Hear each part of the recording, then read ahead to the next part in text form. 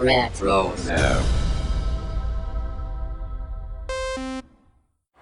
What's up, guys? This is Daniel Logan, Boba Fett from Attack of the Clones, The Clone Wars, Book of Boba, Skywalker Saga game, and hopefully many more things in the Star Wars galaxy.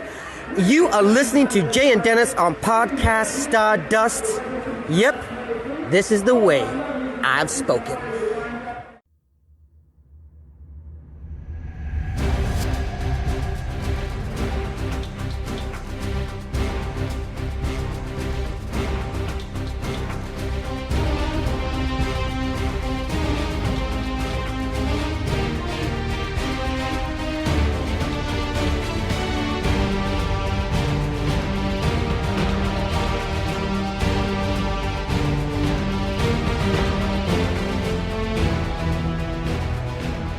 Welcome to Podcast Stardust. This is the fully armed and operational podcast dedicated to Star Wars news, reviews, and discussion. I'm Dennis Keithley. And I'm Jay Krebs. Sorry, I'm Jay Krebs. It's a drop. We are kicking off this week with the next installment in our The Clone Wars rewatch. But before we find out what is happening on Mon Cala, Jay, you want to give everyone a reminder of what our social media contacts are before we get started? You got it, Dennis. We are on Instagram and Facebook at Podcast Stardust. All right.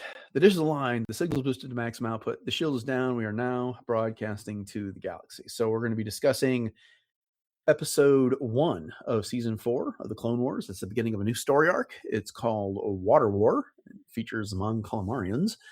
And this is a fun one. So Jay, you want to go ahead and give us the episode summary, please? I would love to. The king of Mon Cala has been murdered, and the Quarren refused to accept his son, Prince Lee-Char, as the new king. Antagonized by a Karkarodon ambassador from the Separatists, the Quarren launch a civil war. Anakin and Padmé, who were already there as Republic advisors, help Lee-Char and Captain Ackbar defend themselves against the Quarren and their Separatist allies until the Republic can send reinforcements. However, the Mon Calamari are forced to retreat when Hydroid Medusas, summoned by Riff Tamson, arrive. Having listened to you just read that summary that I wrote, it occurs to me that I wrote that assuming our audience has a certain level of knowledge. So before I ask you your overall thoughts on this, I guess I should just set clear. I'm assuming if you're listening to this conversation, you've watched the episode, and you're not just listening to us talk about this episode as a shortcut, but you're welcome to, if that's what you want to do. But Mon Cala, it is the homeworld of two important Star Wars species, the Mon Calamarians and the Quarrens. The Mon Calamarians, think Admiral Ackbar from Return of the Jedi. The Quarrens are the squid face people, and that's in fact what they called the one that showed up in Return of the Jedi in Jedi's Palace. And they've had an uneasy coexistence on Mon Cala. And traditionally, the planet's been ruled by the Mon Calamarians, but there's been a number of legend stories and other stories where the Quarren have kind of been waiting the wings to maybe assert their authority and take over the planet, which is what happens here. Okay. With all that having been said, thank you.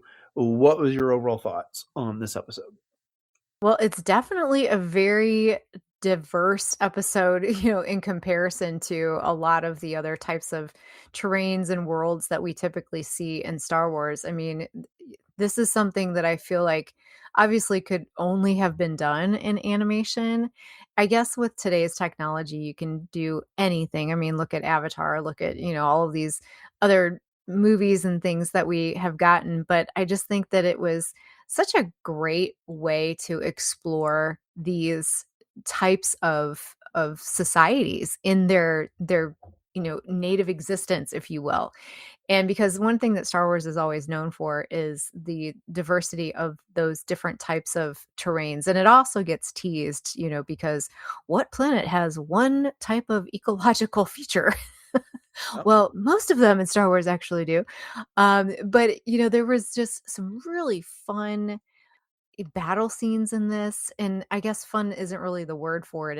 It's very intense, and almost to the point where it's almost overwhelming, all of the things that are happening. But there were some really clever decisions that I think were made with the way that different things were presented in terms of how people got around and, so on and so forth. But then I also have questions, which I get it. It's an animated series and they're going to take some liberties for things. But, I guess I was maybe being too literal at times. But I think it was a story definitely worth exploring, if nothing else, but just to show that the reach of the separatists and, eventually the empire goes a lot deeper than maybe we ever thought.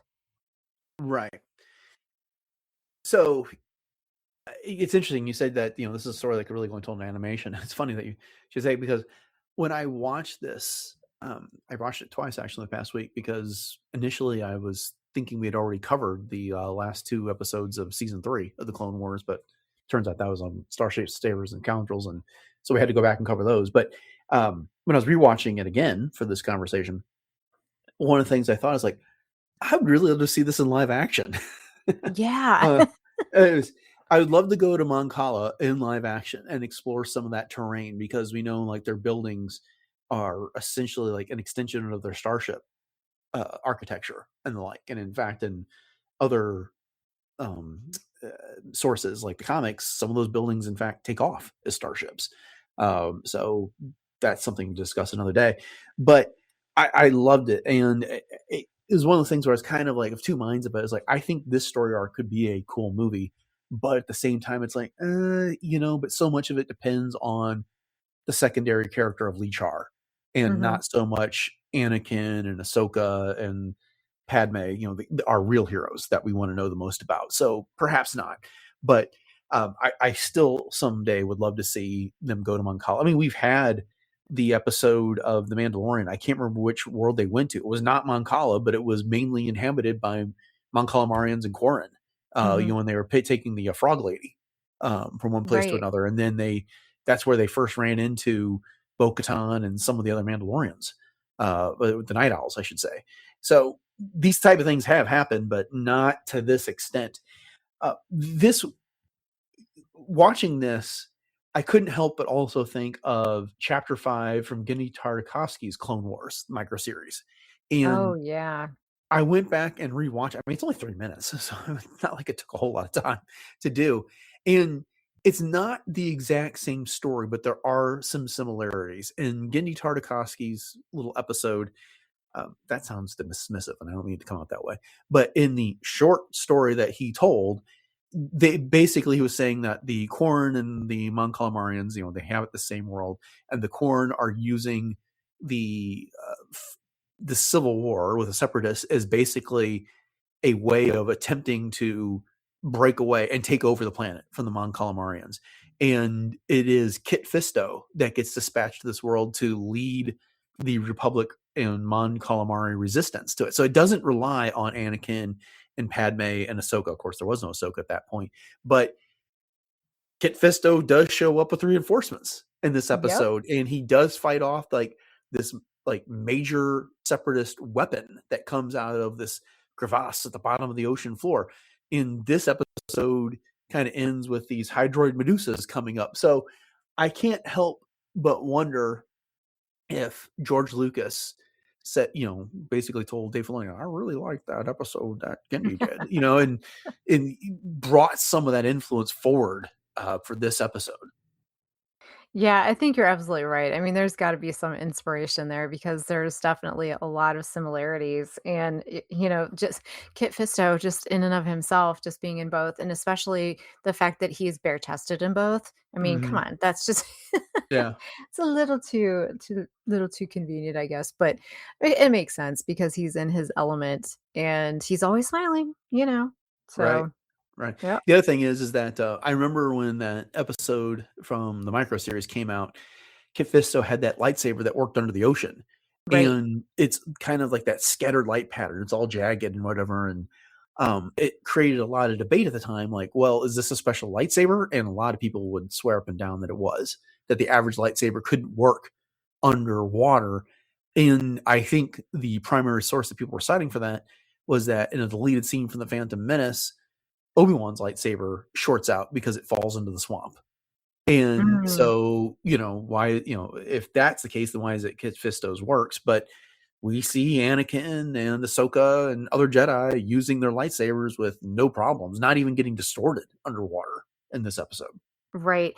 And that was one thing that I will say, and I get it, like I said, for an animated show, you have to do what you can do, and you only have so many assets and ways to do things. But I wonder if they would redo this episode today, if they would treat the lightsabers just a little bit differently, because you would think that they would act differently in water. Maybe not completely, but like you mentioned, that little bit of jagged edge or whatever, because it's water and you've got basically a plasma beam Yeah. in water, and it should sizzle, it should do something different, because I mean we've got things like Kylo Ren's saber doing its own thing, and even in the Maul series, I mean his saber kind of had a little life of its own, if you will, too. So I think that would be cool to revisit. Right. The other thing that comes up is that the episode feature for this is different than what we got for the previous 3 seasons of the Clone Yeah. Wars. As opposed to Dave tackling one topic, he's answering viewer questions. So I don't know exactly how they accumulated these questions, but it was always from like Darth such and such or whatever. And the first question that's relevant to this episode that was being asked is, why is it that the planet is being called Mon Cala here, where in the past it's either been called Dak or Mon Calamari? And he goes on to point out that Mon Cala is the world, and the fish-looking inhabitants, so think Ackbar and the like, are therefore called the Mon Calamarians, the Mon Calamari, which is weird because like originally it was the planet was Mon Calamari, and then the people were the Mon Calamarians, but now it's Mon Cala and Mon Calamari. And then the Qurren have always been the other species that's been there. And the fact that they both came from the same planet was not really like George Lucas's idea. It came out of an EU source book for the role-playing game, was where I think it first was originated, and then a number of comics and things like that adapted that idea as well. But I don't know. I just kind of think that it's also fun. I do know that in some sort of places the world was called Dak, and that just seems bizarre to me, except for when you get to the point where like, okay, humans come from Earth, and it's only like Martians that refer to us as Earthlings, but otherwise we call ourselves humans. So I don't know, but just why Dak? Who thought of that? Yeah. Well, I mean, it's the same thing with Kit Fisto. He's a Nautilin, so you would think that his home planet would be like Nautila or something like that, but it's like Glee Anselm or something. Yeah. I think isn't it Glee Anselm? Yeah, it's where Tobias Beckett wanted to go and learn how to play that instrument in retirement. Yeah, that's yeah. right. I'm gonna go to Glee Anselm. Yeah. So anyway. Okay. So yeah, getting back into the story here. So we've got Lee-Char, who is this prince, and he's set to become king after his father is found murdered. And the Qurren are using this as an opportunity to make their move. To they're basically saying that Lee-Char is not experienced enough, that it'll lead to everyone on Mon Cala to ruin. And backing up for just a second, despite that explanation from Dave Filoni and the credits for this episode, they refer to all the different people, like they list all the different voice actors, and then like the Mon Cala that they were playing. I was like, well, y'all didn't finish your own rules. Whoever wrote the credits didn't get the memo about what the Mon Cala are. I did not watch the credits, so yeah. I was trying to find out who some of the voice actors were to see if I recognized them, because I was making guesses that proved not to be the case. But anyway, so back to Lee-Char. And what do you think of his character? Because he's eager to take on this role as first, and he pledges with the first time we see him that he will represent and look out for the interests of the Qurren as well as his own people. But Captain Ackbar is not excited about him leading this war because of his inexperience. And then as the episode goes on, things kind of change. Lee-Char like keeps falling back into his own insecurity and his own inexperience, where Ackbar keeps like pushing him. It's like, they're cheering for you. And he's like, no, they're cheering for the weapons. Like, well, make the cheers about you. And he's trying to constantly pump up the prince. And Lee-Char just kind of like, he's not, hard to say, because in the moments like he does issue orders and stuff like that, but he's not really living up to the moment. Yeah, and I think about it, he's very young. He's portrayed very young. Let's put it that way. We don't really know what kind of like Grogu's 50, but yet he's still a baby kind of thing. But obviously, I think I try to put myself into his fins and think to myself, well, gosh, he lost his father. He wants to try to emulate his leadership to the best of his ability, and so he's kind of following in those footsteps, so to speak. And so at first he really does want to pardon the pun, but dive in and, try to do his very best. But this is where I get to quote the fortune cookie: when destiny calls, the chosen have no choice. I think he starts to realize, Lee-Char starts to realize that there's a lot more to this than I thought, especially with what's at stake and what's going on. So he really got thrown into this role with very little guidance and very little to go on. And he was just, trying to do his best. But yet, and he also says at one point about tradition, and Anakin even gets a little upset with him. He said, "Forget your traditions. This is war. You Hmm. can't do this." So I think all of those things put together were really hard for Lee-Char, and so I kind of felt for him in some ways, for that regard. Yeah, I feel like there was a lot of good intentions around him. The senator, Mina, I can't remember what her last name is, but doesn't matter. Monterey. No, the Mon Cala senator that's there. Oh, Yeah. Um, her name is, I think, Mina something or other, because she's based on a person that worked right. on Revenge of the Sith whose name is Tina something. But then Mina there's also, Means or Mina Teens or something like yeah, that. Mina Okay. seems that seems Okay. right. Yeah. But she is insisting that Akbar take Lee-Char under his wing, and or Finn, whatever you want to call it at this point, and lead him and guide him, whatever. And then Akbar's like, "This is a mistake. He's not ready for this. We got a war to fight." But then Akbar steps up to that role and is trying to guide him and stuff like that, and do the best he can in this regard. But it's kind of like there's all these competing expectations for Lee-Char. And yes, he's young, he's not ready, but he's eager to take the role. He seems to want to do the best for his people, but it's just kind of like again, like you quoted the fortune cookie in this. It's like, in some cases, people reach out and grab their destiny, and sometimes destiny's thrust upon them. And he's very much in this case where destiny is being thrust upon him. And it's Oh, very yeah. hard for him to adapt to this. So moving on, Captain Ackbar. And so this is his early career before he becomes Admiral Ackbar in the rebellion. What do you think about him overall? Well, I mean, again, this is another throwback, just like we got Captain Tarkin, and now we're getting Captain Ackbar. So bringing those characters that we've grown to know and love just throughout the entire saga into Clone Wars is really cool.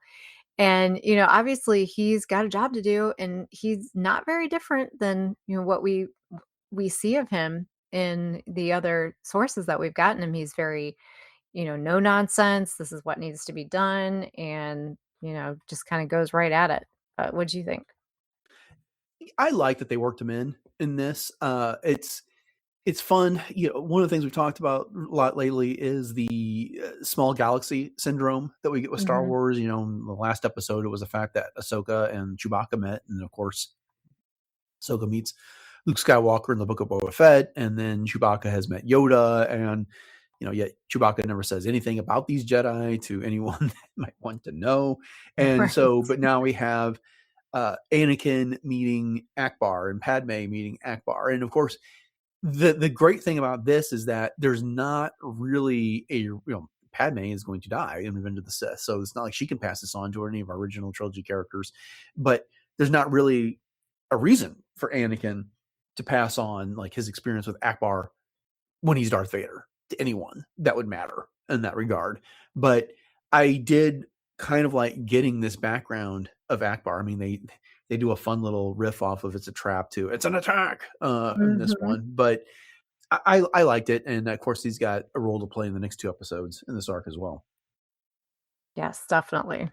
Yeah, we get a great new character in this, in Riff Tamson, who is this Separatist ambassador, and his species is called a Karkarodon, which is basically a humanoid shark.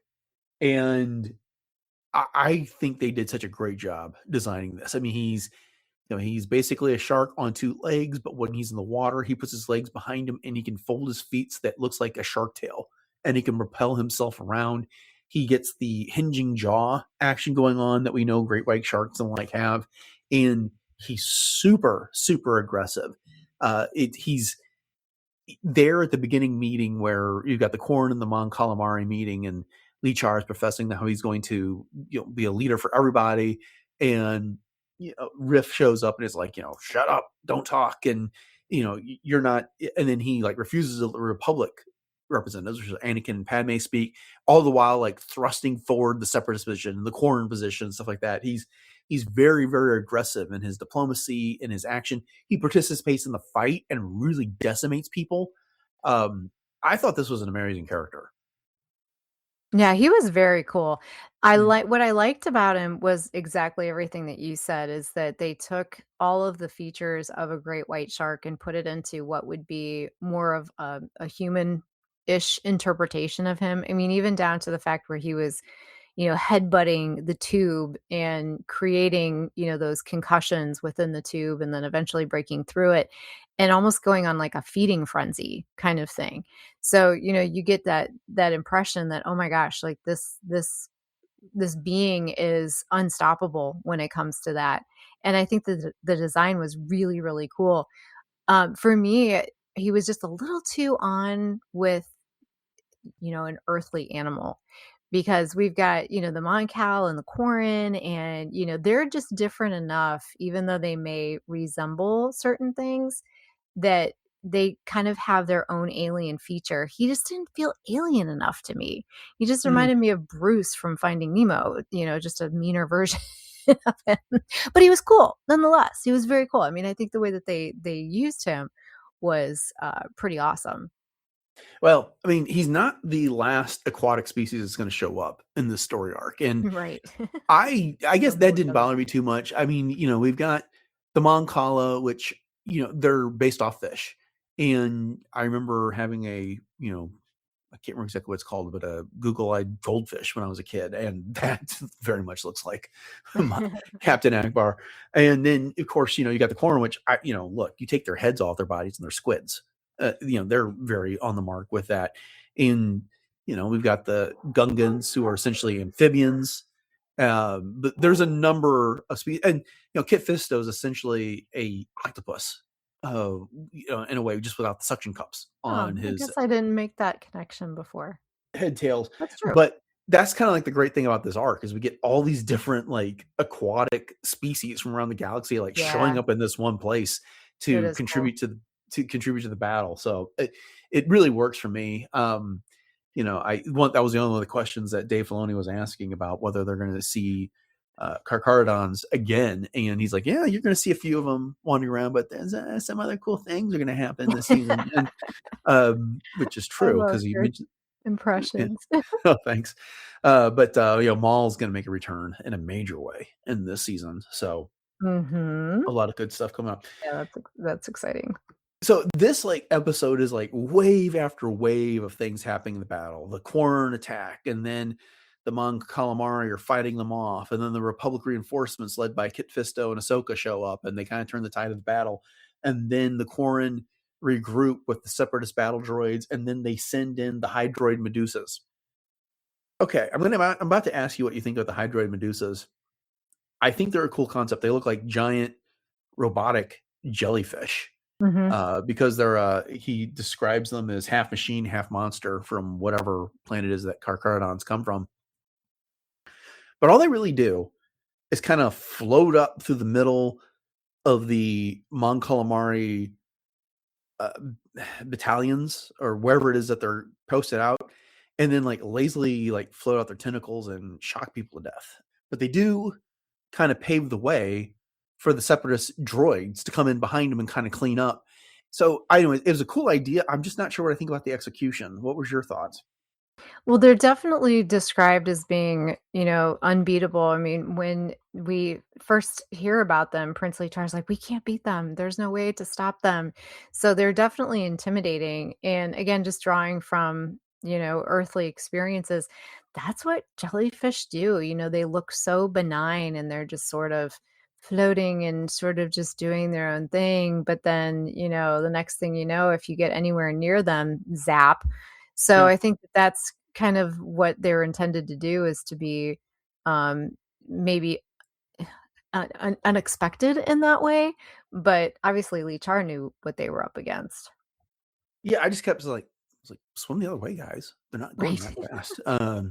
You know, they're you can get away from them. You They're would just kind think. of floating around. And I mean, I guess that's the point, is that that position was important. And so they sent in these Hydroid Medusas to clear them out. And then what are you going to do with, you got to get out of their way. And then all of a sudden all these battle droids show up behind them. So, Mhm. but that, like I said, that was just it for me. I agree with you about jellyfish. The things like when you're at the beach, what's scary about jellyfish is that they're hard to see until you get Right. stung by one.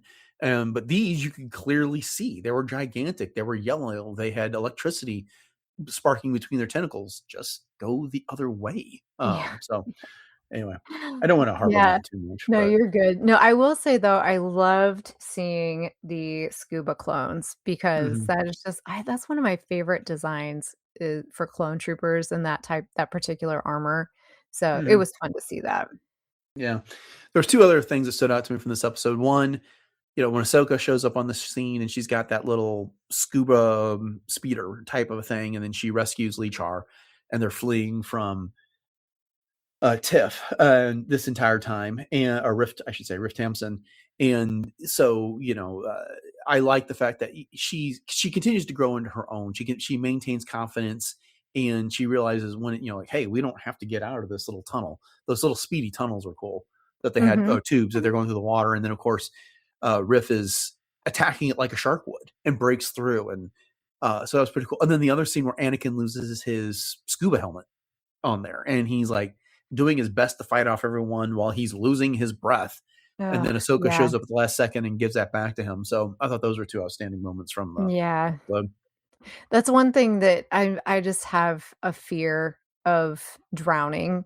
Sure. So, and of course we know Anakin makes it out of this, but and I've seen this episode, I don't even know how many times before, but every time that happens, I'm still just like, "Ugh," you get that heebie-jeebie kind of feeling. But yeah, Ahsoka looked like she was kind of having fun with the battle almost. Not fun, but in her playful, snippy kind of way. Right.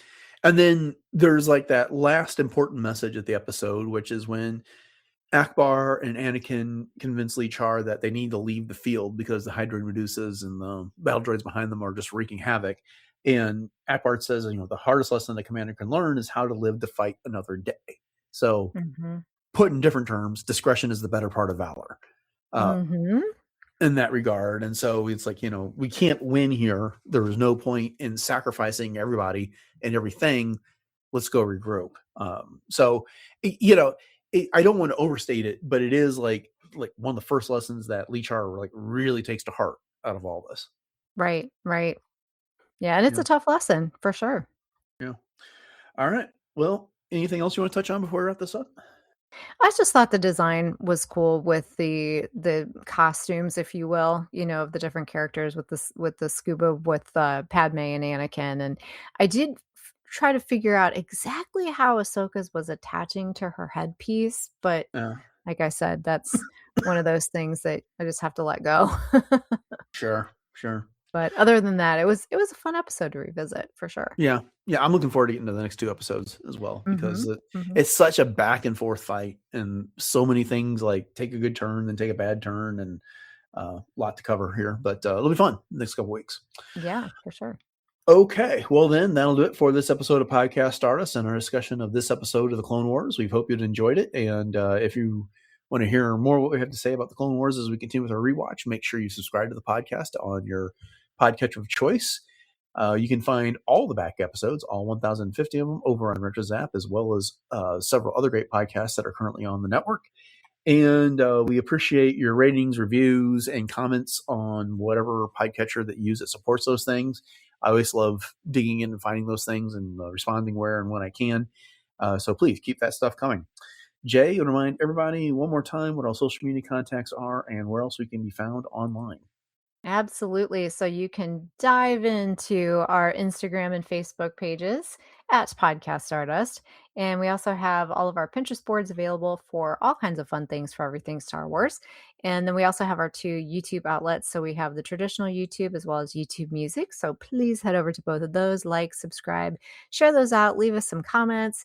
And you can also find us on literally every other podcatcher and streaming service available, including also Audible and Spotify. And if you'd like to email us your thoughts on this episode of the Clone Wars or anything else, you can drop us a line at podcaststardust@gmail.com. And if you'd like to pick up one of our 7 different show logo designs on some Podcast Stardust merch, you can hit up the link in our show notes. That'll take you to our TeePublic store. And you can pick from all kinds of different types of apparel. There's t-shirts, sweatshirts, ball caps, socks, athletic apparel, all kinds of fun things. So once again, hit up that link in our show notes. All right. What's the latest in cosplay? Well, the latest in cosplay is you can always find me on my Instagram at j.snipscosplay. Nothing new really going on right now. I need to do a couple posts to revisit a few things, but I've been kind of peeking my head in here and there. I'm just trying to stay current with what everybody else is doing. So once again, check that out. You can check out my Ahsoka, my Hera. I have 2 different versions of that, as well as my 4th sister and my original concept Mandalorian for my Star Wars, and lots of other things as well. So once again, j.snipscosplay. All right, upcoming on the show on Wednesday, we are getting back into the Darth Bane book club with a look at chapter 16 and 17 of Path to Destruction, and then on Friday we are wrapping up the week with a look at recent Star Wars news. So, with that, thanks for listening to episode 1051 of Podcast Stardust, everyone. Have a great week, and until next time, may the Force be